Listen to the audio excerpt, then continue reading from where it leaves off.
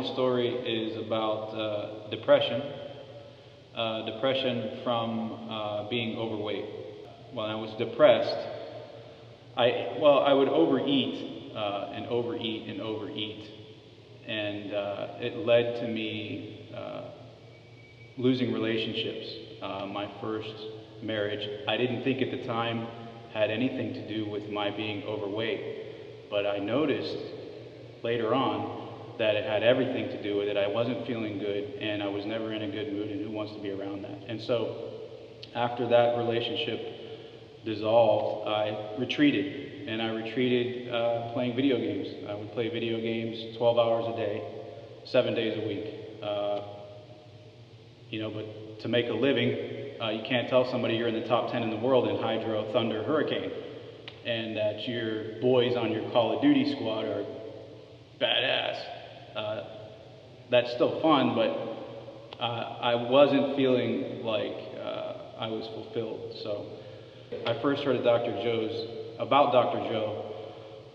Thank God for Beautiful Women, because I heard about him from a woman in an art studio, and I had no job at the time, so the only way to try to pick her up was to try to say something, stir something up kind of happy or positive to start talking to her. And I said, "Hey, have you ever saw The Secret?"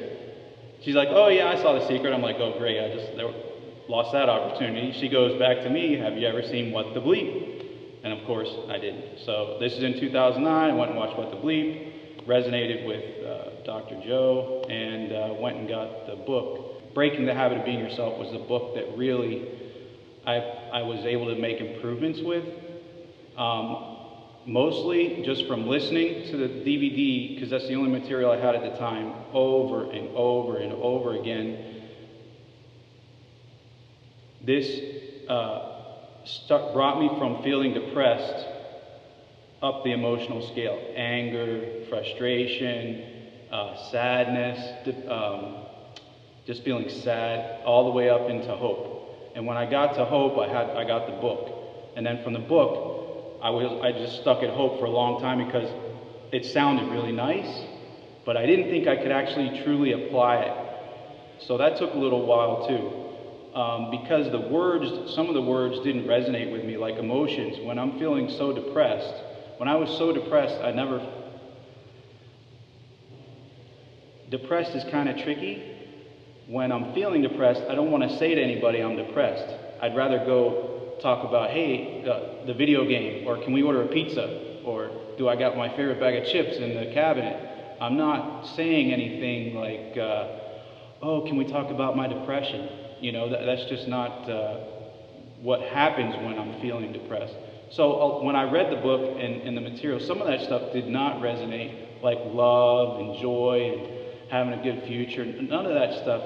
But there were things in there where my background is electronics, and there's certain terms that stuck, like frequency, and you think in terms of tuning, or that you can program something. So as soon as I started thinking about, oh, I can program my brain? Oh, really? Okay, all right, let me try this. And so when I read those things like that, it's possible to program the brain, and I started seeing pictures of like sine waves. I'm like, oh, well, I do this with the equipment I work on all the time.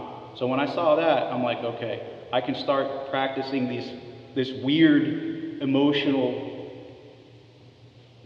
sadness to joy to happy to create your future meditation stuff, and see what happens. And wow.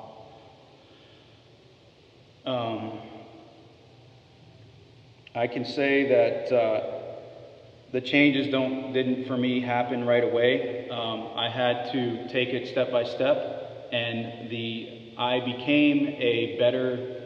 In the beginning, it started out just becoming a better observer, just noticing my thoughts, noticing my habits, noticing my patterns, seeing what was going on in my life, and that was tough. It still is. I'm by no means a master, but I can say that I've gone from one step, and as soon as there's that step to say, well, when I'm in depression, I can go to anger. When I'm in anger, I can go to frustration, and I know what all of those mean because I've been there. I've been a victim. I know what a victim is now, and I can step up. If I can get to hopefulness, now I have something that I can work and move forward with. Once I started doing the work is when I saw the changes, the meditations, doing that stuff every day, becoming a better observer, taking notes.